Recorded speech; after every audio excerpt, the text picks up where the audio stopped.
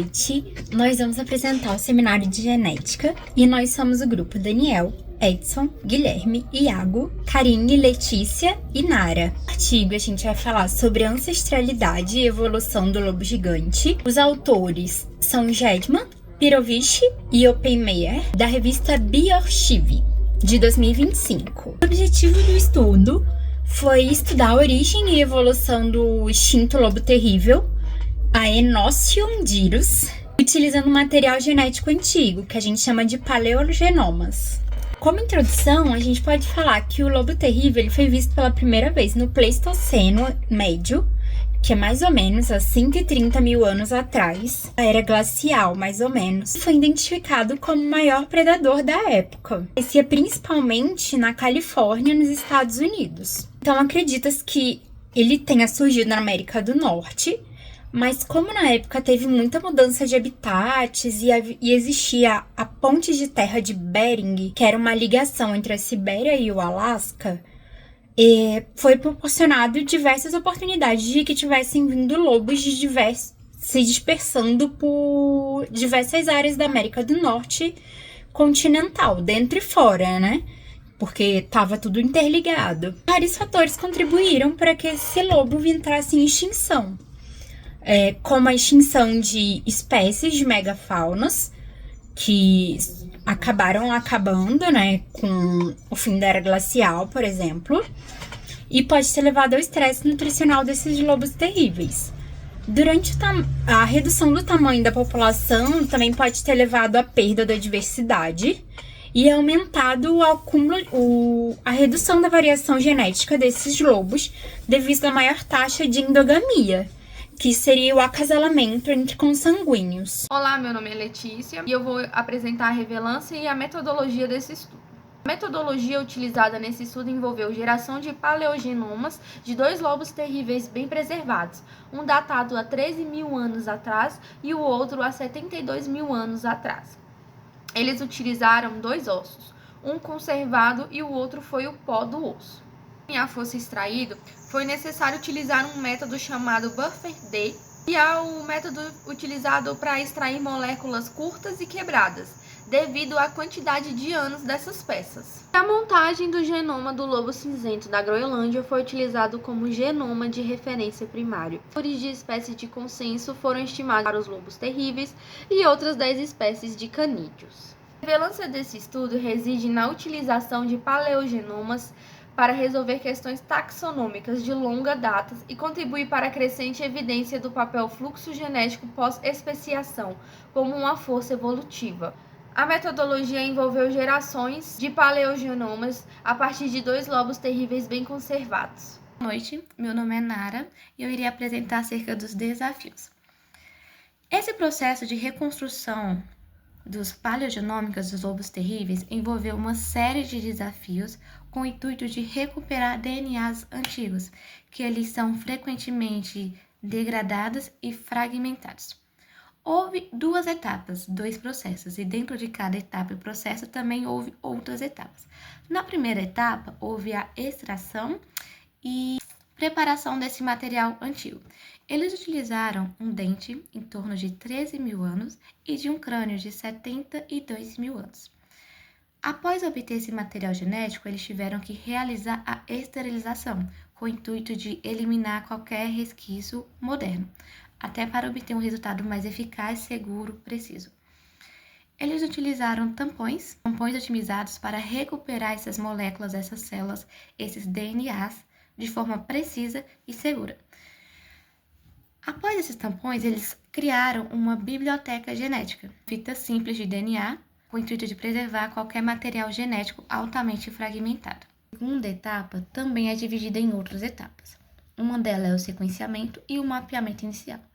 No sequenciamento, as bibliotecas foram sequencialmente desenvolvidas utilizando uma plataforma Novsec 6000. Na plataforma, eles tiveram um resultado de ligações pareadas para o lobo SP de 13,2 bilhões e para o lobo GB 78 bilhões de ligações pareadas. Ou seja, para realizar uma comparação entre os dois, o lobo GB teve uma ligação superior ao SP. Já no mapeamento inicial, essas leituras foram inicialmente alinhadas ao genoma do lobo cinzento da Groenlândia. Um dos maiores desafios nesse processo, o resultado ele não é preciso. Tem toda uma interferência dessa sequência genética. Ao ter todo o processo, a tendência é ir para a espécie mais próxima. Então, o que é preciso fazer? A reconstrução interativa. Nesse processo da reconstrução interativa, é preciso melhorar a precisão desse mapeamento. Por quê? Assim vai estar extraindo sequências precisas do lobo terrível para uma nova fase a cada ciclo de um novo lobo. Hoje eu vou apresentar com vocês a parte da discussão do artigo que investigou a origem e a evolução do lobo terrível. O Aenocyon-dirus, um dos maiores predadores da América do Norte durante o Pleistoceno. Por muito tempo, se pensou que ele fosse apenas uma versão maior do lobo cinzento, mas o estudo mostrou que, na verdade, ele era uma espécie única. Sobre as adaptações evolutivas do Aenocyon-dirus, que é o lobo terrível, principais adaptações evolutivas, destaca a atuação da seleção de diversificação episódica sobre diversos genes importantes. O gene mais marcante nesse processo foi o gene NCAPG, que é o gene associado ao aumento do tamanho corporal. Essa característica contribuiu para o porte robusto e a capacidade do Aenocyon, o lobo terrível, de ser um dos principais predadores do Pleistoceno. Além disso, foram identificados genes relacionados ao desenvolvimento das células germinativas, à função dos gametas e à estrutura dos tecidos reprodutivos. Sugerem que esses lobos possuíam uma biologia reprodutiva distinta de outros canídeos, como os lobos modernos. Entretanto, muitos aspectos ainda são desconhecidos, principalmente quanto à biologia reprodutiva completa e a influência genética sobre o báculo, que o báculo é o osso peniano presente em vários carnívoros. Uma outra curiosidade sobre o Aenocyon-dirus é que na época do Pleistoceno existiam duas subespécies diferentes em diferentes ambientes, que seria o Aenocyon-dirus, que era conhecido como lobo terrível oriental. Essa subespécie ela tinha membros mais longos e dentes mais curtos, ligeiramente maior, com até 85 centímetros de altura no ombro e 1,66 m de comprimento. Pesava entre 54 e 68 quilos e habitava a região leste da América do Norte, incluindo pastagens, florestas e cerrados. E o Aenocyon-dirus gildai, que era o lobo terrível ocidental, que ele era um pouco menor, tinha cerca de 76 a 79 centímetros de altura e até 1,5 m de comprimento.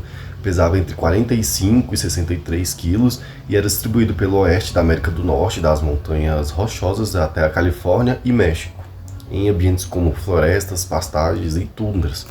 Essas diferenças entre as duas subespécies ilustram como o Aenocyon desenvolveu adaptações físicas específicas para explorar diversos habitats, consolidando-se como um dos predadores mais bem-sucedidos do seu tempo também. Em abril de 2025, a empresa Colossal Bioscience ela anunciou o nascimento de 3 filhotes geneticamente modificados, chamados Romulus, Remulus e Calesse. Eles foram criados a partir de células de lobos cinzentos, editadas para incluir 20 genes associados ao lobo terrível. Esses filhotes eles foram gestados por cães domésticos comuns e exibem características físicas semelhantes ao lobo terrível, como a pelagem branca e a mandíbula mais robusta. O que a gente tira com isso? O lobo terrível ele foi não apenas uma versão maior do nosso lobo doméstico, do lobo que a gente conhece hoje, mas ele foi uma espécie distinta de uma origem híbrida. Então ele pegou genes de várias outras espécies que concluiu no lobo terrível. Sua característica genética e morfológica, elas refletem adaptações específicas para o seu ambiente e dieta. O seu desaparecimento ele pode estar relacionado a mudanças ambientais e a perca de diversidade genética, o que acontece hoje em dia com muitas espécies. Nesse trabalho a gente buscou entender um pouco da combinação das linhagens antigas, de como uma espécie ela passa por várias outras, e também como essas linhagens elas podem moldar espécies e reforçar o potencial das tecnologias genômicas na compreensão da história evolutiva. E quem diria, né? A gente que é da geração do Jurassic Park, né, vê algo bem parecido. E o que a gente tira de todo esse artigo, de todo esse trabalho, é que cada dia que passa a genética evolui e a gente vai conseguindo novas tecnologias que trarão talvez novos animais para o nosso conhecimento.